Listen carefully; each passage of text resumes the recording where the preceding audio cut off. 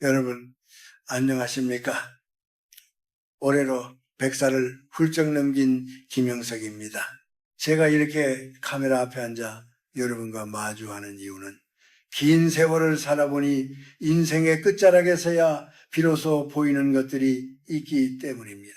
특히 우리 한국 사회에서 돈이라는 존재가 우리 인간의 품격과 복을 어떻게 결정짓는지 그 깊은 이치에 대해 꼭 들려주고 싶은 이야기가 있습니다. 여러분, 혹시 지금 이 순간에도 통장의 숫자가 늘어나는 것만이 유일한 평안이라고 믿고 계시지는 않습니까?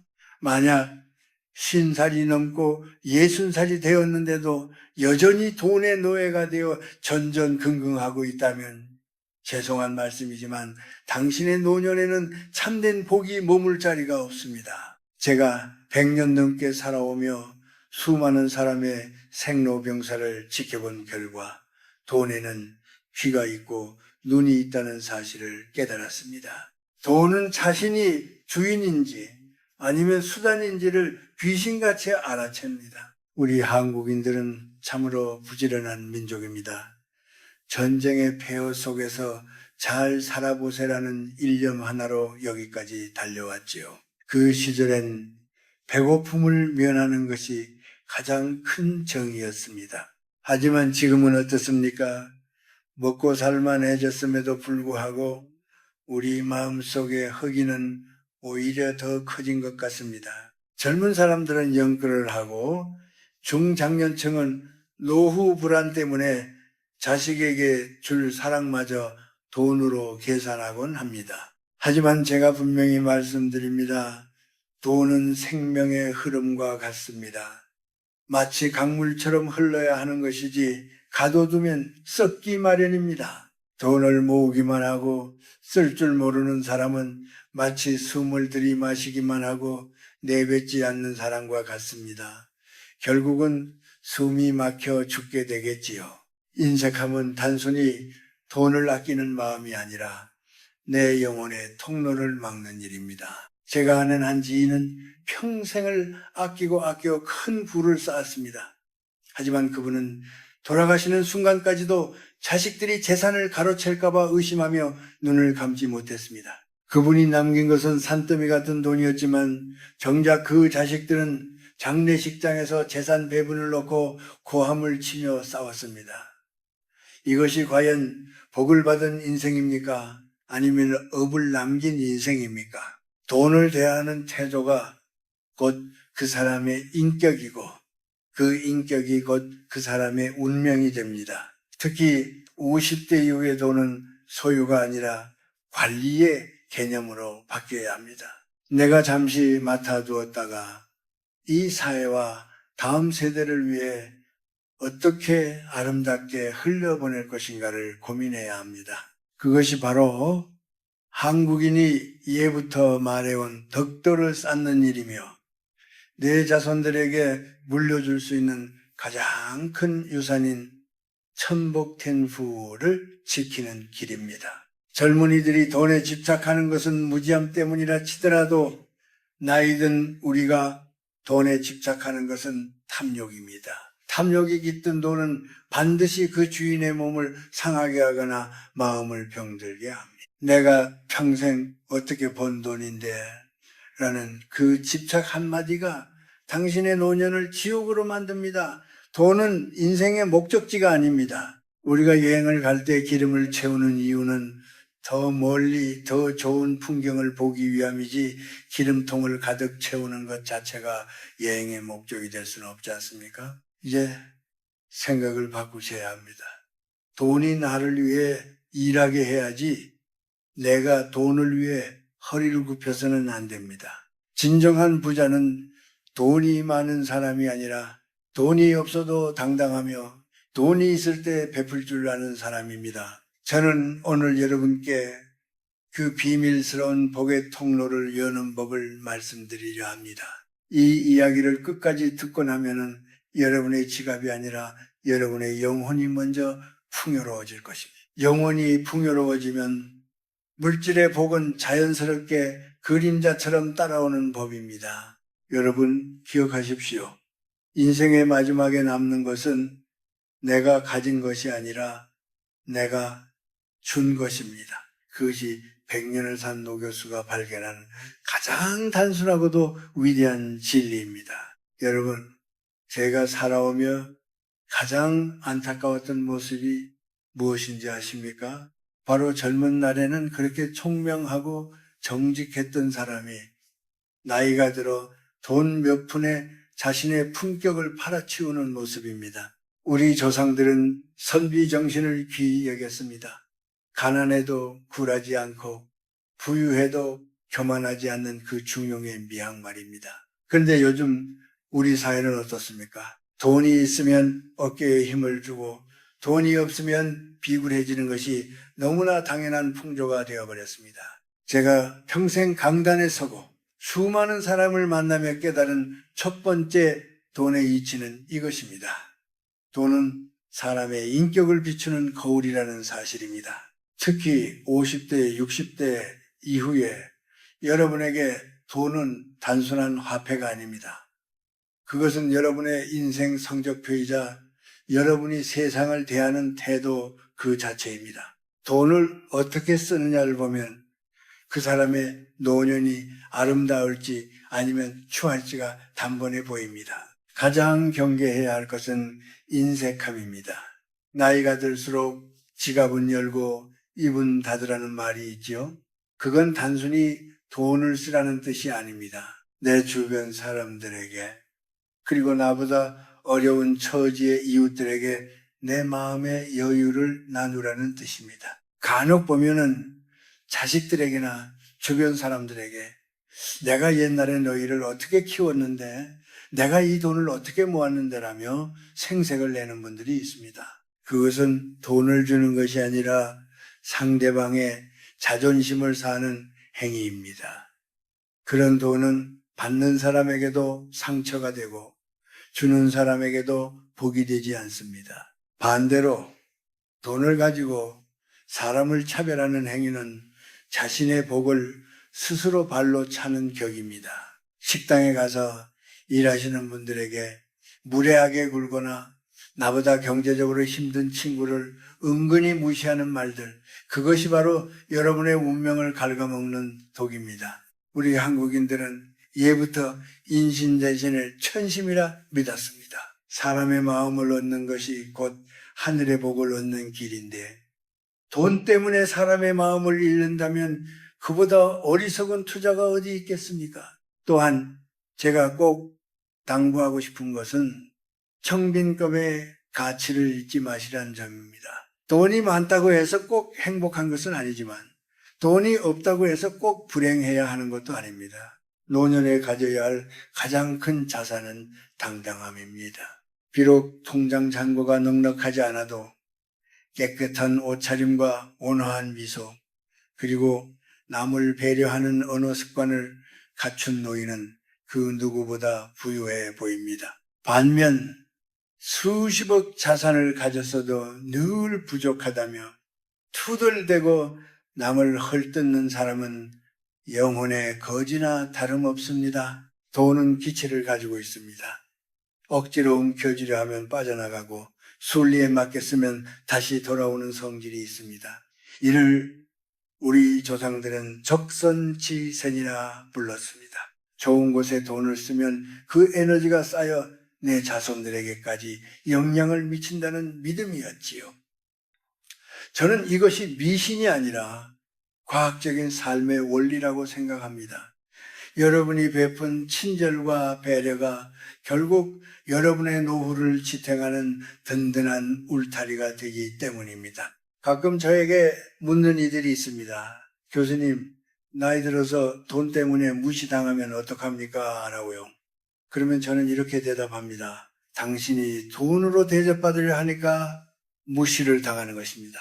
당신의 인격으로 대접받으려 하십시오. 돈이 없어서 무시당하는 것이 아니라 돈 말고는 내세울 것이 없어서 무시당하는 것입니다. 이제부터라도 돈을 대하는 습관을 바꿔보십시오. 누군가에게 밥을 살 때는 기쁜 마음으로 계산서 앞에서 주춤거리지 마십시오. 그리고 내가 가진 작은 것이라도 나눌 수 있는 용기를 내십시오. 그것이 바로 노년의 기품입니다. 돈의 노예가 되어 비굴해지지도 말고 돈의 주인이 되어 거만해지지도 마십시오. 그저 흐르는 물처럼 돈을 대할 때 여러분의 삶에는 진정한 품격과 끊이지 않는 복락이 깃들 것입니다. 돈은 인격을 담는 그릇에 불과합니다. 그릇이 깨져 있으면 아무리 귀한 보물을 담아도 소용이 없듯이 여러분의 인격을 먼저 단단하고 넓게 만드십시오.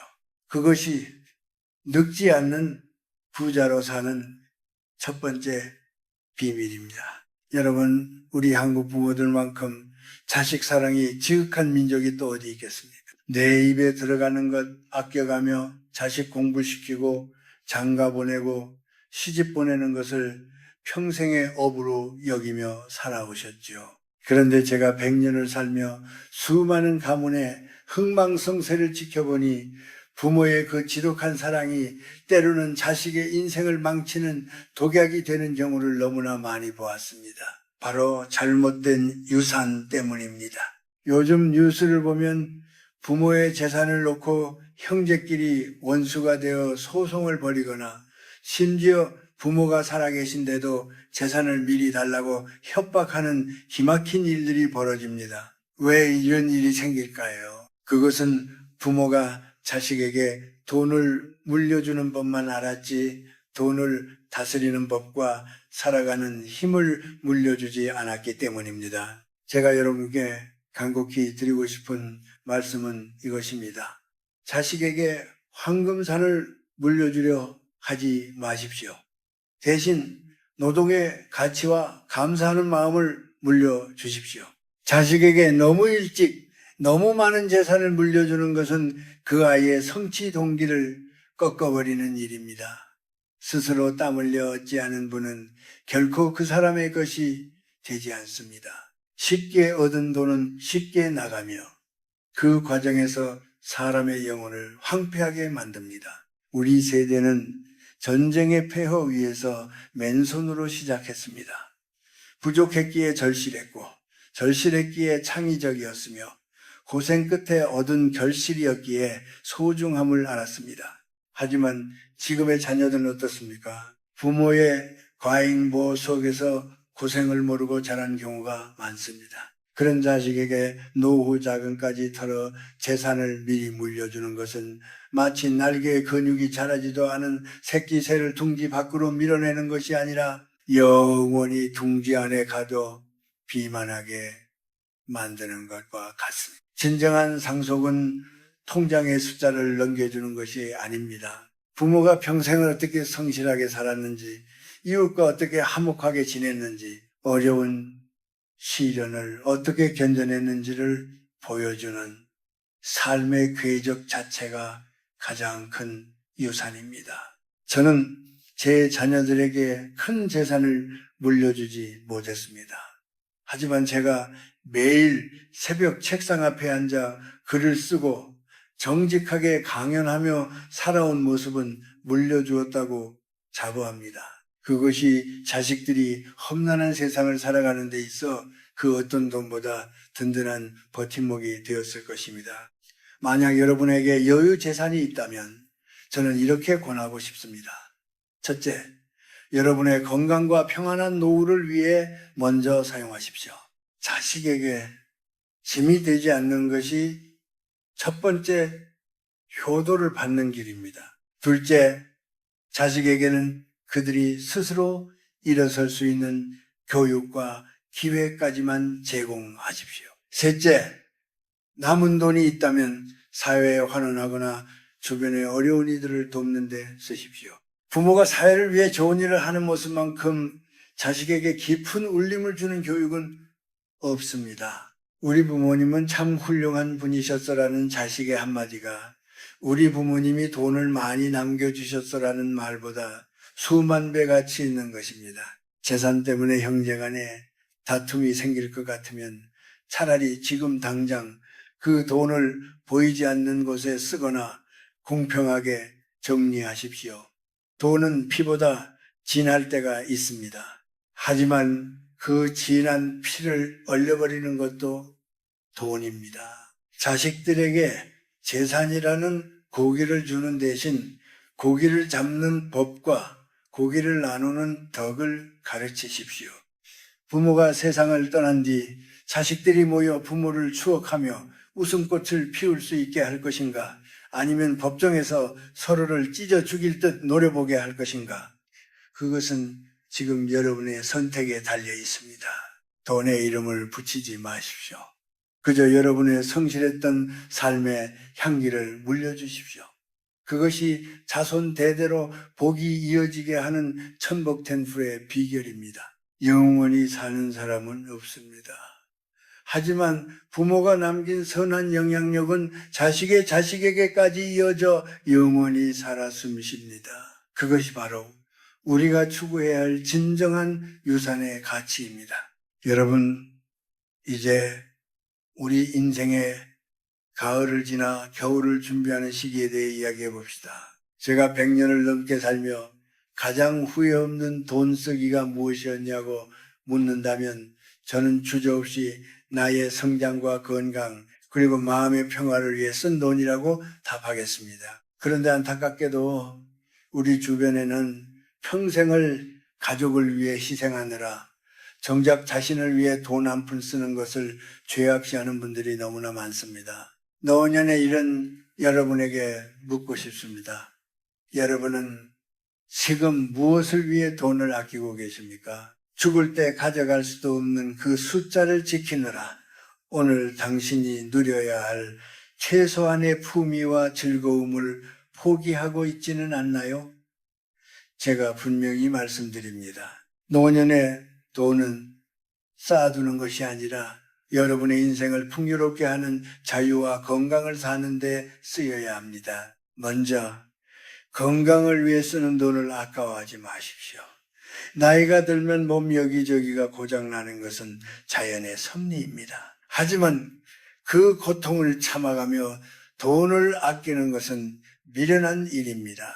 좋은 음식을 먹고 몸에 무리가 가지 않는 운동을 배우고 정기적으로 검진을 받는 것, 이것은 단순히 오래 살기 위함이 아니라 타인에게 짐이 되지 않는 자립의 힘을 기르는 것입니다. 내가 아프면 결국 자식들이 고생하고 내 품위도 무너집니다. 건강에 투자하는 것은 가장 높은 수익률을 보장하는 노후 대책입니다. 둘째로 지적 성장과 취미에 투자하십시오. 노년의 가장 큰 적은 가난보다 무서운 지루함과 소외감입니다. 배우고 싶은 것이 있었다면 지금 시작하십시오. 책을 사고 강연을 듣고 새로운 기술을 익히는 데 드는 비용은 여러분의 뇌를 젊게 유지해주고 영혼의 생기를 불어넣습니다. 제가 100세가 넘어서도 강연을 하고 글을 쓸 수 있는 비결은 끊임없이 배우는데 인색하지 않았기 때문입니다. 배움을 멈춘 노인은 살아있어도 늙은 것이고 계속 배우는 노인은 100살이어도 청춘입니다. 또한 주변 환경을 정리하는 데 돈을 쓰십시오. 우리 한국 노인들의 특징 중 하나가 버리지 못하는 것입니다. 수십 년 된 낡은 가구, 입지도 않는 옷들, 쓸모없는 잡동사니들을 집안 가득 쌓아두고 삽니다. 하지만 정체된 물건은 정체된 에너지를 만듭니다. 공간이 지저분하면 마음도 혼란스러워집니다. 과감하게 정리하십시오. 필요 없는 것은 나누고 내 주변을 간소하고 깨끗하게 만드는 데 정성을 들이십시오. 그것이 바로 내 삶의 에너지를 순환시키는 길입니다. 가장 중요한 것은 누군가에게 비난받거나 무시당했을 때 그것을 돈으로 되갚으려 하지 마십시오. 나이가 들어 돈을 휘둘러 권위를 세우려 하는 것만큼 추한 모습은 없습니다. 젊은 사람들이 무리하게 굴거나 세상이 나를 알아주지 않을 때 화를 내며 돈 자랑을 하는 대신 조용히 책 한 권을 사서 읽거나 산책을 떠나십시오. 돈은 내 자존심을 지키는 무기가 아니라 내 마음의 평화를 지키는 울타리가 되어야 합니다. 노년의 부부는 얼마나 많이 가졌느냐가 아니라 얼마나 걱정 없이 쓸 수 있느냐로 결정됩니다. 자식 눈치 보지 않고 친구에게 따뜻한 국밥 한 그릇 살 수 있는 여유, 나 자신을 위해 정갈한 옷 한 벌 살 수 있는 마음, 그리고 사회의 그늘진 곳에 작은 기부라도 할 수 있는 용기, 이 세 가지만 있다면 당신은 이미 가장 성공한 노후를 보내고 있는 것입니다. 여러분, 돈은 늙지 않습니다. 하지만 사람은 늙습니다.